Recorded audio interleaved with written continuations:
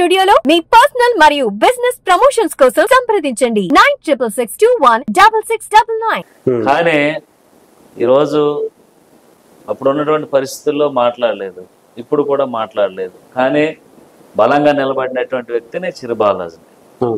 దాన్ని బట్టి అర్థం చేసుకోండి. నేను ఎన్ని ఒడిదుడుకులు, నన్ను కూడా చాలా కాలంగా ఇబ్బంది పెట్టిన పరిస్థితి గత వైసీపీ ప్రభుత్వంలో. నన్ను ఆర్థికంగా మానసికంగా ఇబ్బంది పెట్టారు. అయినా కూడా నేను ఎక్కడ లొంగలేదు, లొంగను కూడా. మీ మీద ఎన్ని కేసులు పెట్టారు ఆ టైంలో?